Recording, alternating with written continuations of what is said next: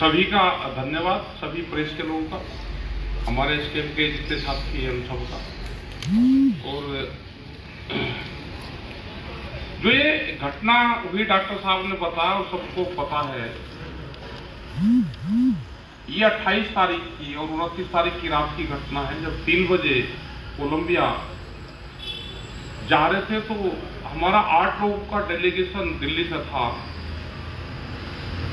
इंदिरा गांधी हवाई अड्डे से।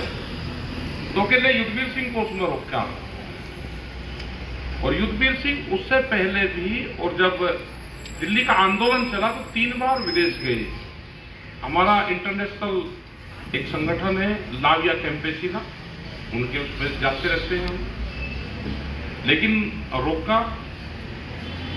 और जब पूरे देश भर में मूवमेंट हुए 29 तारीख को, तो उनको 9 बजे 9:30 बजे उनको रिहा कर दिया। तो मैं सरकार से ये पूछना चाहते हैं कि अगर उनको रोकना था तो जब 3 बार वे पहले गए तो जब क्यों नहीं रोका, और अब गए हैं तो क्यों रोका? तो इसका मतलब सरकार किसान संगठन के लीडर हैं, जो हमारे एसकेएम के लीडर हैं, उनको दबाना चाहती है कि कभी भी किसी का वारंट निकाल देगी, एयरपोर्ट पे या कहीं पे भी दे देगी, किसी भी एजेंसी के पास में दे देगी, और उनको परेशान करने की एक बड़ी साजिश रची जा रही है। और उसके बाद में वो 2 घंटे में कैसे वो खत्म हो गया, बगैर कोर्ट जाए, बगैर कहीं जाए। जब प्रेशर बढ़ा तो खत्म होगा, और वे 30 तारीख को 29 और 30 की रात को वे फिर दोबारा अगली फ्लाइट से चले गए, 24 घंटे वे रुके। तो ये बात समझ से परे है, क्योंकि जब मूवमेंट और समझौते हुए तो उस टाइम पे सारे केसेस वापसी की बात हुई थी। उससे पहले भी हमारे संगठन के लोग थे, जब नेपाल जा रहे थे तो उनमें से एक आदमी को 1 साल पहले रोका, हम भी उसके साथ में थे, हमको जाने दिया लेकिन उनको रोका। तो क्या कोई साजिश के तहत ये कार्रवाई हो रही है? हम सरकार से इस संबंध में, जो हमारे एसकेएम के लीडर हैं, जो यहाँ पे भी प्रोग्राम बनेगा, इन्होंने जो भी तय किया है उसके तहत सरकार को ज्ञापन देना है, उनसे बातचीत करनी है, और इसका स्पष्ट सरकार बताएं आंदोलन के मुकदमे वापसी उन्होंने किए या नहीं किए, या झूठ बोला, वो सब सरकार को बताना पड़ेगा। यहाँ तो नहीं होगा तो ये मूवमेंट और आंदोलन चलते रहेंगे। इशू हैं, कुछ सेंटर के इशू हैं, कुछ स्टेट के इशू हैं।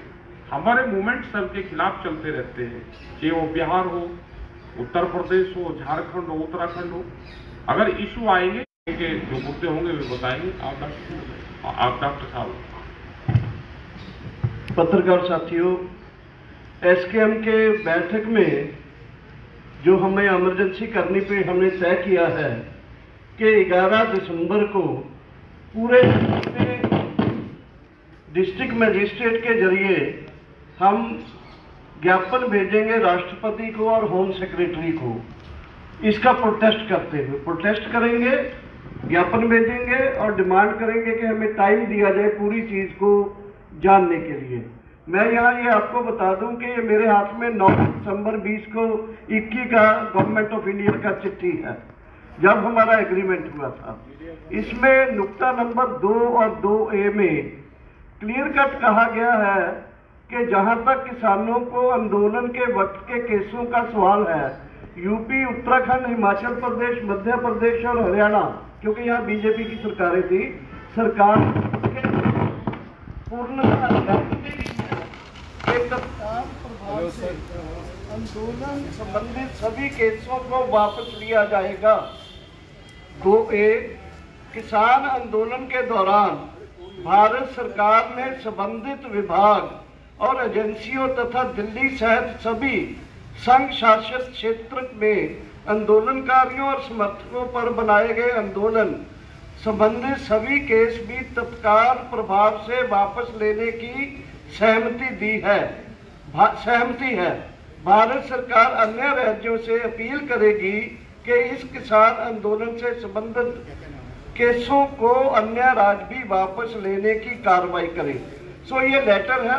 उसके बाद राज्यसभा में वरिंदर हुड्डा ने दीपेंद्र हुड्डा ने सवाल उठाया था, उसके जवाब में खेती मंत्री ने फिर कहा था, यो जो हिंदी में पब्लिश है हमारे पास, आपको दिया भी गया है लिख के, साथ है प्रेस नोट के साथ, वहां भी उन्होंने कहा था कि 86 ऐसे केस थे, 86 मामले प्राप्त हुए हैं जो वापस लेने का तय हुआ है। सो अभी ये जो चल रहा है पंजाब में, हरियाणा में, यूपी में लुकआउट ऑर्डर वगैरह, इसमें हमारा एसकेएम इसकी भर्त्सना करता है और ये मांग करता है कि इसको ट्रांसपेरेंट तरीके, जैसे टिकैत जी ने बताया, युद्धवीर जी दिल्ली में रहते हैं, बिल्कुल इंटरनेशनल एयरपोर्ट के सामने रहते हैं, दिल्ली पुलिस क्यों नहीं उनको जाके घर में बताया कि आपके खिलाफ केस है, लुकआउट ऑर्डर जारी करने का क्या मतलब है। सो ये बहुत संगीन मामला है किसान नेताओं के लिए, और ऐसे ही हरियाणा में भी और राज्यों में, पंजाब में, जैसे पंजाब में भी कुछ लोगों को दिल्ली आंदोलन के नोटिस गए, हरियाणा में भी गए हैं, जिसके बारे में गहलावत जी, हमारे प्रेम सिंह गहलावत जी अब बताएंगे।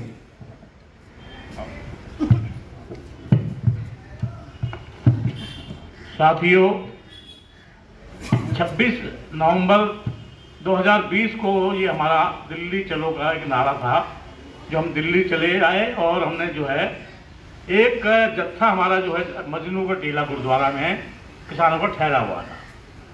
तो वो लोग प्रदर्शन कर रहे थे और प्रदर्शन का रोक करके उनको जो है थाने के अंदर अरेस्ट किया गया। वो मोर्चनगर का जो स्पेशल स्टाफ था वहाँ उनको ले जाया गया। उसके बाद जो है हमने उसको प्रोटेस्ट किया कि भाई आप ये कर क्या रहे हैं, तो तुम्हारी काल है पूरे भारतवर्ष के लिए। तो उन्होंने जो है दबाव में आकर के देर रात उनको जा करके कहीं हरिनगर में कहीं और जाके छोड़ दिया और बिना शर्त उनको छोड़ दिया गया। अब जो है वो तो कोई केस नहीं था, लेकिन थाने से पहले गए फोन एक इन्होंने एक नोटिस भी भेज दिया। ये पुलिस की कारस्तानी है। तो सरकार आखिर चाहती क्या है? इससे पहले जो अभी दर्शन पाल जी ने बताया कि उन्होंने जिस तरह हमने आंदोलन को स्थगित किया, उन्होंने वादा किया था कि आपकी जितनी भी मांग है हम इस सारी मांगों को पूरा करेंगे और कोई केस आपके ऊपर नहीं होगा। पर ये क्यों हो रहा है ऐसा? तो हम इसकी जो है कड़े शब्दों में इसकी भर्त्सना करते हैं और आपको मतलब इसमें आपसे सहयोग चाहते हैं कि आप इसमें जो है हमारी बात को आगे तक ले जाएं, इसको बताएं कि ये इस तरह का जो रवैया है, ये तानाशाही वाला रवैया, ये इस देश में चलने वाला नहीं है। इससे पहले भी अगर किसी ने चलाया तो उसका चला नहीं, लेकिन आप ये सरकार जो इससे जो है हम इसको चेतावनी देते हैं, अगर इस तरह करेंगे तो ये आंदोलन पूरे जो है देश में फैलेगा। आपको ध्यान होगा कि 26, 27, 28 इसी नवंबर में हमने पूरे देश की राजधानियों में ये महापड़ाव हमने किया और बहुत सफल रहा। यानी आप ये कह सकते हैं 2020 से भी ज़्यादा सफल हमारा रहा, क्योंकि कोई ऐसी राजधानी, कोई ऐसा जो है केंद्र का शासित प्रदेश नहीं बचा जहां हमारा ये जो महापड़ाव नहीं हुआ। और दिल्ली में भी हमने जंतर मंतर में ये महापड़ाव का कार्यक्रम सफल किया।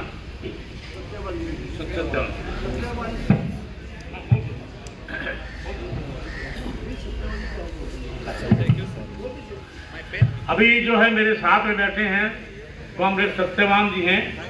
सत्यवान जी भी हरियाणा से भी आते हैं, नेशनल भी हैं, मैं भी हरियाणा से भी हूँ और राष्ट्रीय स्तर पर भी काम करता हूँ। सत्यवान जी। साथियों, अभी हमारे एसकेएम के वरिष्ठ नेता चौधरी युद्धवीर सिंह और उनके साथ जो डेलीगेशन रोका गया, ये भारत सरकार ने घर वापसी के समय हमको जो भरोसा दिया था, विश्वास दिया था, लिखित रूप से ये विश्वास दिया था। निजी जीवन हो, राजनीतिक जीवन हो, और भारत सरकार द्वारा इस तरह का विश्वासघात करना, इससे बुरी बात नहीं हो सकती। लेकिन एसकेएम का जो फौलादी संकल्प है, सरकार उसको दबा नहीं सकती, कोई ताकत नहीं दबा सकती। हम न्याय की लड़ाई लड़ रहे हैं, हक की लड़ाई लड़ रहे हैं, तो खबरदार ऐसा आइंदा हरकत नहीं करें और अपना प्रोमिस को पूरा करें। और हमारा आंदोलन जो हमारी मांगों का है वो भी रहेगा, और साथ के साथ जो हमारे साथ ये किया गया है अभी। दोस्तों, अभी ये जो प्रेस कॉन्फ्रेंस में सबसे बड़ा बात ये है कि सरकार वादा खिलाफी कर रहा है। सरकार ने जो हमें 9 दिसंबर 2021 को लिखित रूप में जो आश्वासन दिया था, आश्वासन दिया था, एग्रीमेंट बोल सकता है, वो एग्रीमेंट को कोई तोड़ रहा है। और हमारा किसान का लीडरशिप का हर एक साथियों का ऊपर लुकआउट नोटिस का सर्कुलर भेजने का कोशिश कर रहा है। ये गैर कानूनी है, ऐसे करना उचित नहीं है। जैसे साथी ने हम बोला, ये क्यों कर रहा है? जैसे आपको पता है कि किसान आंदोलन फिर हम शुरू किया है 3 अक्टूबर को लखीमपुर कैरी से हमने सारे देश में आंदोलन शुरू किया और 26-28 नवंबर में सारे देश का राजधानी में राजभवन का सामने हजारों में किसान का साथ मजदूर भी इकट्ठा होकर बड़े आंदोलन हुआ। जितना वो हमारा अखबार में आए हैं, टेलीविजन में आया अलग बात है, लेकिन लोकल मीडिया में आया है, लोगों को जानता है, बड़ा आंदोलन हो रहा है। तो ये आंदोलन से हमारा सरकार थोड़ा डरा हुआ है और ये प्रकोपन है कि हमारा ऊपर कार्रवाई करने का कोशिश है। ये कार्रवाई करने का ये कोशिश हम नहीं सहेगा और हम मांग कर रहा है अमित शाह जी से, वो हमारा होम मिनिस्टर है, कि आप ये जो गलत रवैये से हमारा खिलाफ आ रहा है, हमारा खिलाफ लुकआउट नोटिस दे रहा है, वो दोनों लुकआउट नोटिस जो आपने किया वो जनता का बड़े पैमाने पे, किसानों का बड़ा पैमाने पे विरोध का कारण आपको वापस करना पड़ा। जैसे वीरेंद्र सिंह हुडा, वो हरियाणा का बीकेयू का लीडर है, उनका खिलाफ उन्होंने नोटिस भेजा, लेकिन वो नोटिस वापस करके दिल्ली पुलिस का कमिश्नर को पब्लिकली बोलना पड़ा। और अभी ये युद्धवीर सिंह जी को उन्होंने रोकने का कोशिश किया, लेकिन रिहा करना पड़ा और दूसरा फ्लाइट में उसको कोलंबिया जाने के लिए व्यवस्था करना पड़ा। तो यह सरकार पीछे चल रहा है और हम अमित शाह जी, वो होम मिनिस्टर है, उनसे मांग रहा हूँ, आप माफ़ी बोलना चाहिए। इतना परेशान वो किसानों का किया, किसान नेताओं को कर आप माफ़ी मांगना चाहिए और उसमें काम नहीं कदम होगा। इसको पीछे कोई ऐसे एक साजिश है जो सरकार वादा किए, इसका खिलाफ सरकार का अंदर भी कोई इन्वेस्टिगेशन एजेंसी, दिल्ली पुलिस वाला, कुछ लोग ऐसे साजिश के आधार पे काम कर रहा है, गैर कानूनी काम कर रहा है। वो जो भी कर रहे हैं उसको आप इसी तरह जांच करना पड़ेगा, उसको ऊपर कार्रवाई लेना पड़ेगा, ये हम मांग कर रहा है। और हम आने वाले दिनों में इसको ऊपर प्रधानमंत्री प्रेसिडेंट को मिलेंगे, प्रेसिडेंट द्रौपदी मुर्मू जी को अपॉइंटमेंट सीखेंगे, होम सेक्रेटरी को मिलेंगे, लेक्चर दे देंगे और किसका ऊपर आप आज हमारा दर्शन पाल जी काठमांडू जा रहा है, क्या आज भी हमारा इंदिरा गांधी एयरपोर्ट में दर्शन पाल जी का रोकेगा? हम देखेंगे। और ऐसे हमको एक सरकार का अंदर एक गैरकानूनी जो काम वो कर रहा है, इसको खिलाफ हम जनता को लांछनीकरण करना पड़ेगा।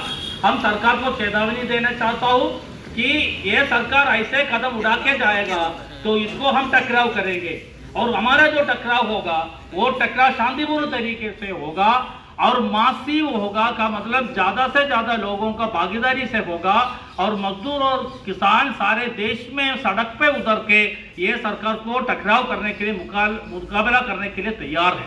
ये हमको इतना ये प्रेस कॉन्फ्रेंस में बोलना है। साथियों, लास्ट वर्ड्स टिकैत जी की तरफ से।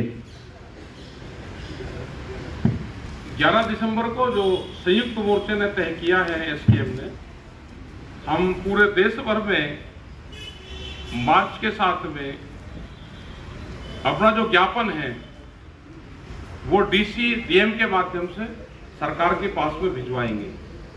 सब जगह हमारे डेलीगेशन जाएंगे और आगे की जो भी एसकेएम की कॉल होगी उस पर सभी लोग काम करेंगे। धन्यवाद।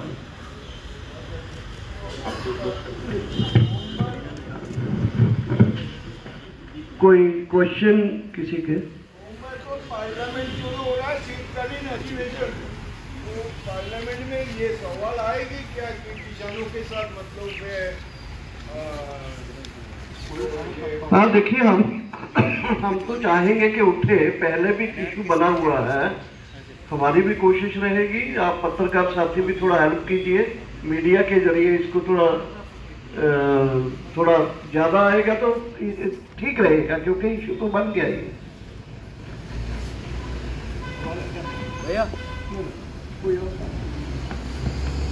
कोई एक क्वेश्चन पार्लियामेंट में उठाना चाहता तो उठा लेगा, हम क्या किसी को मना कर रहे हैं। अभी तक कितने केस वापस हुए हैं, कोई जानकारी है? अभी हमारे पास कोई ऑथेंटिक जानकारी नहीं है। वर्बली उन्होंने कहा जरूर है कि सब केस वापसी हो गए, और आंदोलन के बहुत दिन से, जैसे पिछले 35 साल से भी जिन जिन संगठनों के आंदोलन चलते रहे, उनके केस समय समय पर वापसी होते रहे।